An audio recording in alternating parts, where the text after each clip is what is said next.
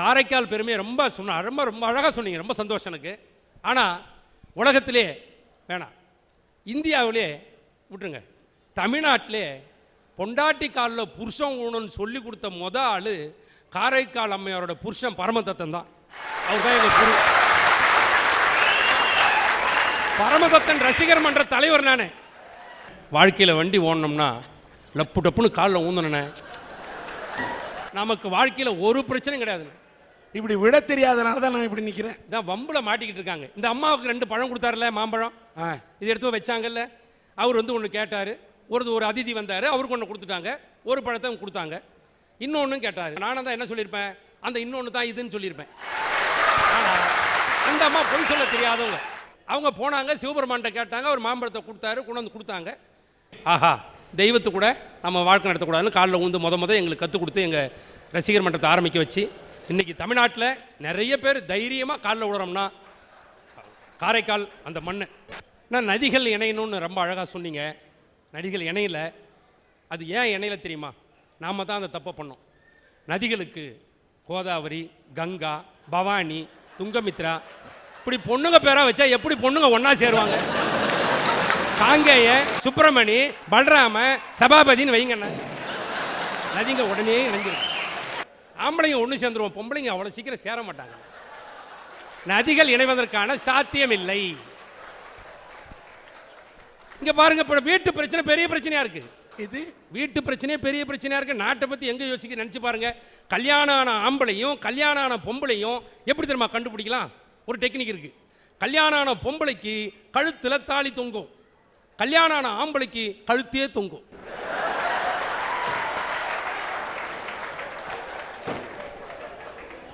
எனக்கு தெரிஞ்சு எங்க ஊர்ல ஒரு ஆளு படாத பாடுபட்டு என்கிட்ட ஓடி வந்தார். காங்கேயன் சார், மாதிரி பிரச்சனை ஆயிடுச்சு. என்னன்னு, என் பொண்டாட்டிக்கு எங்க அம்மாவுக்கும் டெய்லி சண்டை சார், டெய்லி சண்டை சார், அடிச்சுக்கிறாங்க சார். அப்படியா, உங்க பொண்டாட்டிக்கு உங்க அம்மாவுக்கு சண்டை வந்தா நீ யார் பக்கம்? நான் பீரோவுக்கு பின் பக்கம்னாரு. அப்புறமா தான் தெரியுது கல்யாணத்துக்கு ஏன் பீரோ தராங்கன்னு. ஆம்பளைங்க ஒளிஞ்சிக்கிறதுக்கு தான்.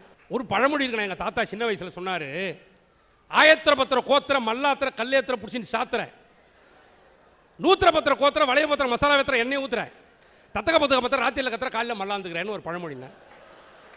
புரியுதாண்ணா உங்களுக்கு?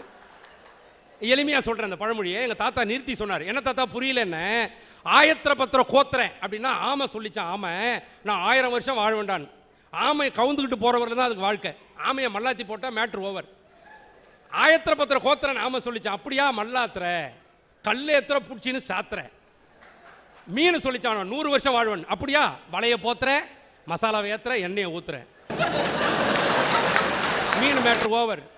தவுக்களை ராத்திரி பூரா கக்க கக்கா கக்க கக்கா கக்க கத்திக்கிட்டே இருக்கும். தத்தகா பத்தக பத்திர ராத்திரியில் கத்துற, காலில் மல்லாந்துக்கிற. 2 வீலர்காரன் நசிக்கிட்டு போயிருப்பான். இது எதுக்கு சொல்றேன்னா, இந்த வாழ்க்கை நிலையில்லாத வாழ்க்கை. வீட்டு பிரச்சனையே பெரிய பிரச்சனையா இருக்கு. நாட்டை பத்தி எங்க யோசிக்க நினைச்சு பாருங்க. அண்ணா ஒன்றும் இல்லை, இன்னைக்கு உலகத்தில் உதவி செஞ்சாலே உபத்திரம் வருதுண்ணே. நான் வந்து பரோபகாரி. எங்காவது ஒரு துன்பம் ஏற்பட்டுச்சுன்னா ஓடி போய் உதவி செய்யறாள்னா, என் கண் முன்னால் தான் இது மாதிரிலாம் நடக்குது. பாவம்.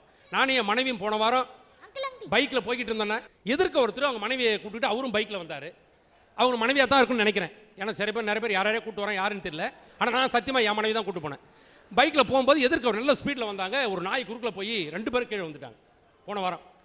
உடனே என் பைக்கை நிறுத்திட்டு நானும் என் மனைவியும் போய் அவங்க ரத்தத்தெல்லாம் தொடச்சி உடனே பார்த்து அந்த ஆட்டோ டிரைவர் ஒருத்தர் கூப்பிட்டு, எப்பா ரொம்ப அடி பயங்கரமாக இருக்குது, முகமெல்லாம் ரத்தமாக ஒழுகுது, இவர் பார்த்து கூட்டு பாப்பான்னு சொல்லி நானே ஆட்டோ டிரைவருக்கு 100 ரூபா பணத்தை கையில் கொடுத்து இவர் ஹாஸ்பிட்டல் கூட்டு பாப்பான்னு.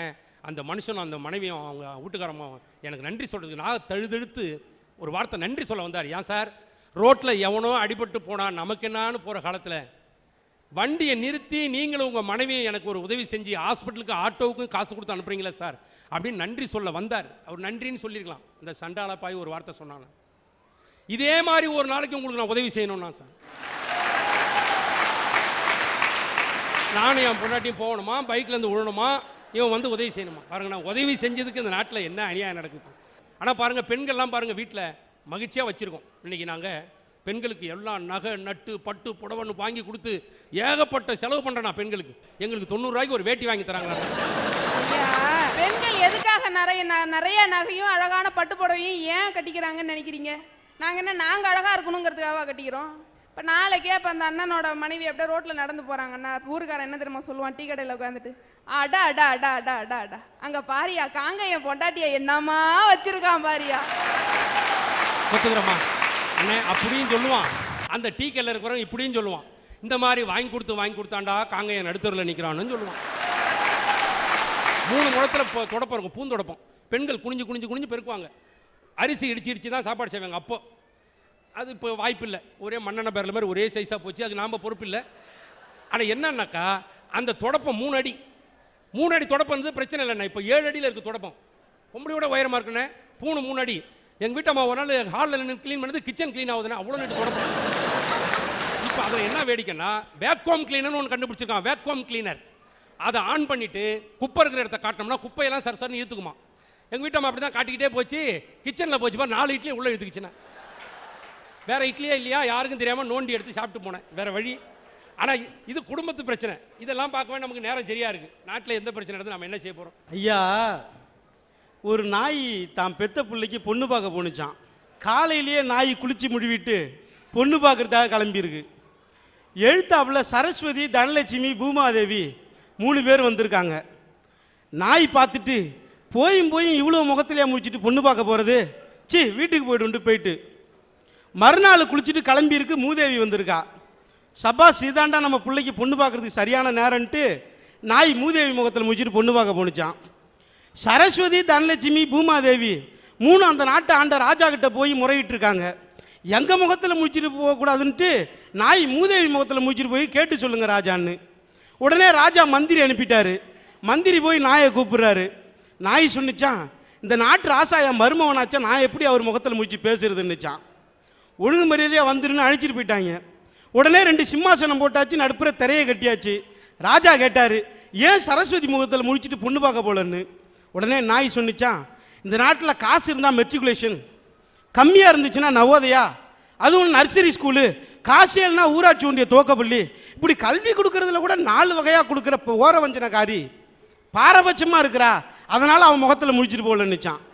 சரி, ஏன் தனலட்சுமி முகத்தில் முடிச்சுட்டு போகலன்னு கேட்கும்போது நாய் சொன்னிச்சான், வசதி படித்த மிகப்பெரிய பணக்காரலாம் இருக்காங்க இந்தியாவில், காசுக்கே இல்லாமல், சட்டை இல்லாமல், உணவு இல்லாமல், உடுத்த உடை இல்லாமல் ஏழைகள் இருக்கிறாங்க, செல்வத்தை சரிசமமாக படைக்கல இல்லை, அவளும் ஓரவஞ்சனக்காரி, அவன் முகத்தில் முடிச்சுட்டு போகலன்னுச்சான். சரி, பூமாதேவி முகத்தில் ஏன் முடிச்சுட்டு போனன்னு கேட்கும்போது நாய் சொன்னிச்சான், ஒன்றும் இல்லை, நீர், நிலம், காற்று, ஆகாயம்லாம் பொதுங்கிறாங்க, ஒரே நாடு இந்தியா, பேஞ்சு விளையிற பூமி கர்நாடகா, பாஞ்சு விளையிற பூமி தமிழ்நாடு, தண்ணி அவன் வச்சுக்கிறான், அங்கே கொடுக்க மாட்டான், இங்கே தற்கொலை பண்ணிக்கிட்டு விவசாயி சாகுறான், பூமியில் கூட இவ்வளோ ஏற்றத்தாழ்வு படைச்சிருக்காள், அதனால் முடிச்சுட்டு போகலன்னுச்சான். சரி, அதெல்லாம் ரைட்டு, மூதேவி முகத்தில் முடிச்சுட்டு போனியே என்ன விஷயம்னு கேட்டார். ஐயா, நீங்கள் இந்த நாட்டு ராஜா, நல்ல பிரியாணி தின்னுட்டு பஞ்சு மெத்தையில் தூங்கினாலும் உங்களுக்கு தூக்கம் வரும், நாய் ஊத்துற கஞ்சை குடிச்சுட்டு குப்பையை சிச்சு படுத்தாலும் எனக்கும் தூக்கம் வரும், இந்த நாட்டில் தூக்கத்தை சரிசமமாக படைச்ச பொதுவுடமாக்காரி மூதேவி, அதனால் அவன் முகத்தில் முடிச்சுட்டு போனேன்னு சொன்னிச்சான். சரி, அதெல்லாம் ரைட்டு, என்ன பார்த்து மருமவனு சொன்னி எப்படி நிச்சான். ஐயா, நேற்றுக்கு நாள் உங்கள் வீட்டில் விசேஷம் நடந்துச்சுல்ல, வெளியில் கிடக்கிற இலைய நான் அக்க வந்தப்ப உன் பொண்டாட்டி என்ன சொல்லி திட்டினீங்க, பொடி நாய்க்கு பிறந்தவளன்னு கேட்டீங்கல்ல, அவன் எனக்கு பிறந்தவன், நீங்கள் எனக்கு மருமவன் தானே நினைச்சான். இந்த நாட்டினுடைய ஏற்றத்தாழ்வை ஒரு நாய் சொல்லிட்டு போயிட்டுங்க ஐயா. அப்பேற்பட்ட இந்த நாட்டினுடைய போற போக்க பார்த்து பலே பலேன்னு நான் பாராட்டணுமா? மன்னிக்கணும். அதாவது கலைமகளை பற்றி, திருமகளை பற்றி, பூமாதேவியை பற்றி ஏன் ஏற்றத்தாழ்வை வைத்திருக்கிறார்கள் என்று கேட்டதால் ஒன்றை சொல்கிறேன். இமயமலை உயரமாக இருந்தால்தான் கங்கை அங்கே இருந்து உதிக்கும், தரையிலே கால் பதிக்கும். இமயமும் உயரமாக வேண்டாம், மற்ற இடமும் சமமாக இருக்க வேண்டும் என்று சொன்னால் இங்கே காரைக்கால் உயர்ந்திருந்தால் தான் கடல் உள்ளே வராமல் இருக்கும், இல்லை என்றால் கடல் இங்கே உள்ளே வந்துவிடும். ஆக ஏற்றத்தாழ்வு என்பது இறைவன் படைக்கிறான் என்று சொன்னால் அதில் 1000 அர்த்தம் இருக்கிறது. பள்ளம் இருந்தால் தான் தண்ணீர் தேங்கும், தண்ணீர் தேங்கினால் தான் ஏரி, இல்லை என்றால் நாடு நாறிவிடும். நாரி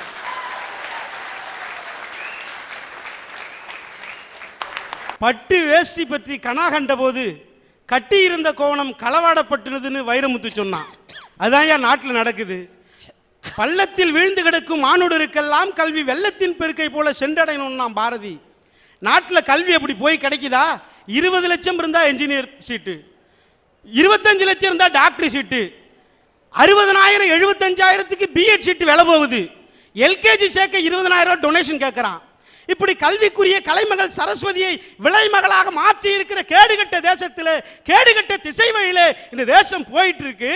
இதை பார்த்து பலே பலேன்னு பாராட்ட முடியுமா? நீ கலைமகளை விலைமகள்லாம் ஒப்பிடாத, தப்பு. கலைமகளா இறங்கி இத்தனை சீட்டை இவ்வளவு ரூபாய்க்கு வித்துடுன்னு சொன்னாங்க. கல்வி கூடங்கள் நடத்துறவங்க வித்தாக்கா கலைமகள் என்ன பண்ண முடியும்? தமிழ்நாட்டில் 62 லட்சம் இளைஞர்கள் படித்து பட்டம் பெற்று எம்ப்ளாய்மெண்ட் எக்ஸ்சேஞ்சிலே பதிவு செய்து வேலை இல்லாமல் காத்திருக்கிறான். அவனுக்கு வேலை கொடுக்கணும். இந்த சேது சமுத்திர திட்டம் அமுலானா 10 கடலோர மாவட்டத்து இளைஞனுக்கு வேலை கிடைக்கும்னா இருந்த மசூதியை இடிச்சவன் சொல்றான் இல்லாத பாலத்தை இடிக்காதறான்னு. ஐயா, அதுக்கு ஒரு காரணம் சொல்றாங்க. ராமர் கட்டிய பாலம்னாங்க.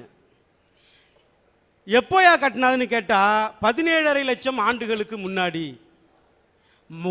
நாட்டில் உயிரினங்கள் தோன்றிய உலகத்தில் 2 லட்சம் வருஷம் ஆகுது. மனுஷன் தோன்றி 50,000 வருஷம் ஆகுது. 17.5 லட்சம் ஆண்டுகளுக்கு முன்னாடியான். சரி, எப்படா கட்டினதுன்னு கேட்டால், அணில் இருக்குல்ல, அணில் அது கடற்கரை மணலில் போய் உழுந்து பெறலுமா, மணல்லாம் ஒட்டியுமா, கடலில் ஓடி போய் குதிக்குமா, மணல் கொட்டிடுமா, கரைக்கு கடலுக்கு, கரைக்கு கடலுக்கு, இப்படியா அந்த பாலத்தை போட்டுச்சு. அதனால தான் ராமர் அன்பா தடவி கொடுத்தாரு, 3 கோடி விழுந்துச்சுன்றான். மன்னிக்கணும், நீங்க ராமாயணத்தை தவறா புரிஞ்சுட்டு பேசுறீங்க. ராமர் பாலம் கட்டிய போது அத்தனை பேரும், ராமரோடு இருந்த வானரங்கள் அத்தனையும் ஒன்று திரண்டு அவர்கள் பாலம் கட்டினார்கள். அவர்கள் பாலம் கட்டிய போது அணிலும் உதவி செய்தது என்று தான் சொன்னார்களே தவிர, அணில் மட்டும்தான் அந்த பாலத்தை கட்டியது என்று எந்த இதிகாசமும் எனக்கு சொல்லவில்லை. ஐயா, ஓட்டு போட்டு பாராளுமன்றத்துக்கு மக்கள் பிரச்சனையை பேசுங்கன்னு அனுப்புனா, ஓட்டு போடுறதுக்கு 3 கோடி, ஓட்டு போடாம இருக்க 3 கோடின்னு பாராளுமன்றத்தில் 6 கோடி அள்ளி கொட்டுறாங்க. ஐயா, ஓட்டு போடுறதுக்கு 3 கோடி, ஓட்டு போடாம இருக்கிறதுக்கு 3 கோடி. ஆனா ஓட்டு போட்ட ஜனங்கள் நிக்கிறது தெருக்கோடி. ஐயா, இந்த பாராளுமன்றம் ஜவஹர்லால் நேரு பேசிய பாராளுமன்றம், அன்னை இந்திரா காந்தி பேசிய பாராளுமன்றம், பி ராமமூர்த்தி பேசிய பாராளுமன்றம், மாமேதை அம்பேத்கர் பேசிய பாராளுமன்றம் இன்றைக்கு சந்தி சிரிக்கிறது. பாராளுமன்றத்தினுடைய ஜனநாயகம் கேலி கூத்தாக மாற்றப்பட்டிருக்கிறது. இதை பார்த்து பலே பலே என்று பாராட்ட தோன்றுமா? அக்ரானங்கள் அணைக்கட்டை திறந்து வச்சுட்டு கீழே இறங்குறார் ஜவஹர்லால் நேரு. அவர் காலடியில் ஒரு விவசாயி விழுந்து கும்பிட்டான். நேரு தூக்கி நிறுத்தி கொடுத்தாரு செவிலுக்கு நேரா ஒரு அறை. அதிகாரிகள் பதறி போய் நின்னாங்க. நேரு சொன்னார், எவன் காலில் விழக்கூடாது என்பதற்காக கஷ்டப்பட்டு போராடி சுதந்திரம் வாங்கினாள், இவன் என் காலிலே விழுந்து சுதந்திரத்தை அவமதித்தான் என்று. இன்றைக்கு விழுந்தே கிடக்கிறான். அதை பொறுத்து தான் அந்தஸ்து, அதை பொறுத்து தான் பதவி. இதை பார்த்து பலே பலேன்னு பாராட்ட முடியுமா? சின்னஞ்சிறு கிளியே கண்ணம்மா, செல்வ களஞ்சியமே, உன் கண்ணில் நீர் வழிந்தால் என் நெஞ்சில் உதிரம் கொட்டுதடி என்று எழுதியவன் வாழ்ந்த நாட்டில் 10 வயது 13 வயது கண்ணம்மாக்கள் தங்களை வெற்றி படைத்துக் கொண்டிருக்கிறார்கள். டேபிள் உயரம் கூட இல்லாத சிறுவன் எக்கி டேபிள் துளைக்கிறான். இதே சென்னையில், மதுரையில், பம்பாயில், கல்கத்தாவில் மேல் உதட்டில் மீசை முளைக்காத அரும்பு சார் ரூம்ஸ் இருக்கு, கேர்ள்ஸ் இருக்கு, வர்றீங்களா என்று கூப்பிட்டு பிழைக்கிறது. என்ன தேசம்? சொந்த மகளின் திருமணத்திற்கு ஒன்றும் சேர்த்து வைக்காமல் செத்து போனான் பாரதி. சொந்த மகளின் திருமணத்திற்கு, திரும்பவும் சொல்லுகிறேன், சொந்த மகளின் திருமணத்திற்கு. இதற்கு பிறகு உங்களுக்கு புரியாவிட்டால் இன்னும் 40 ஆண்டு காலம் பாமாயிலுக்கும் சீனிக்கும் ரேஷன் கடை போல் நிற்பீர்கள் என்று நான் உங்களை சபிக்கிறேன். உங்களுக்கு தெரியும், சில ஆண்டுகளுக்கு முன்னாடி கும்பகோணத்தில் 94 குழந்தைகள் கல்வி வியாபாரத்தில் கொல்லப்பட்டாங்க. கடந்த ஆண்டு நினைவு தினம், பத்திரிகையாளர்கள் சந்திக்க போறாங்க, அந்த நினைவு தினத்துக்கு போறாங்க. அப்படி போகும்போது ஒரு குழந்தையை இழந்த தாயிடம் பேசுறாங்க. அந்த அம்மா சொன்னாங்க, இந்த சம்பவம் நடந்து இத்தனை ஆண்டுகள் ஆகுது சார், என் கணவர் அந்த துயரத்திலேருந்து மீளல, தயவு செய்து என் கணவரை வேலைக்கு போக சொல்லுங்க. வேலைக்கு போங்கன்னு சொல்றது சம்பாதிக்க இல்லை, அப்படி போனாலாவது அந்த சோகத்திலேருந்து மீளுவாரு, அதுக்காக சொல்றேன்னு சொன்னாங்க. அவர் கணவர்கிட்ட போய் பார்க்குறாங்க பத்திரிகையாளர்கள். சார், நீங்க வேலைக்கு போங்க சார், உங்க மனைவி விரும்புறாங்க, நீங்க சம்பாதிக்கணும்னு இல்லை, வேலைக்கு போனாலாவது அந்த சோகத்திலேருந்து மீளுவீங்க இல்லையா, உங்க மனைவி சொல்றாங்க வேலைக்கு போங்கன்னு சொன்னாங்க. அப்போ அவர் சொன்னாரு, ஐயா, இந்த கும்பகோணத்திலே மிகப்பெரிய சமையல்காரனா, நான் சமைக்க போனேன்னு வச்சிங்களா, எந்த வேலையும் நான் செய்ய வேணாம், 10 பேர் என்கிட்ட வேலை பார்க்குறாங்க. என் குழந்தைக்காகவே வாழ்ந்தேன், எல்லாம் செஞ்சேன், அவளுக்காகவே வாழ்ந்தேன், ஒரே குழந்தை. இன்னைக்கு அந்த அடுப்பை பற்ற வச்சுட்டியா, அந்த அடுப்பு தீ எரியிற பொழுது அப்பா அப்பா என்னை காப்பாத்துங்கன்னு என் குழந்தை கதற மாதிரி இருக்கு சார். முடியல சார், தாங்க முடியல சார், நான் மாடு மேய்ச்சாவது பொழைச்சிக்கிறேன், வேண்டாம் சார் அந்த சமையல் வேலை என்று ஒரு தகப்பனை புலம்ப வைத்திருக்கிறதே இந்த தேசம். இதை பார்த்து பலே பலேன்னு பாராட்ட முடியாது. நல்ல உணர்வோடு பேசுறீங்க. சில இது இருந்தாலும் ஆதங்கம் இருந்தாலும் இந்த தேசத்தின் மீது உங்களுக்கு இருக்கக்கூடிய பக்திக்கு என்னுடைய வாழ்த்துக்கள். இந்த மேடையிலே உங்கள் முன்னால் நின்று கொண்டிருக்கக்கூடிய இந்த பாலமுருகன் என்னுடைய சொந்த ஊர் மன்னார்குடி. என்னுடைய அப்பா பெருமாள் ஒரு சாதாரண சலவை தொழிலாளி. இந்த பாலமுருகனும் அவருடைய சகோதரி சந்திரா இருவருமே குத்துச்சண்டை மற்றும் பளுதூக்குவதில் வீரர்களாக இருந்தவர்கள். கடந்த 6/1/2010 வேலூரில் நடந்த மாநில அளவிலான போட்டிகளை கலந்து கொண்டு பாலமுருகன் மாநில அளவில் 2வது இடமும் சந்திரா மாநில அளவில் 1வது இடமும் பெற்று வெற்றிகரமாக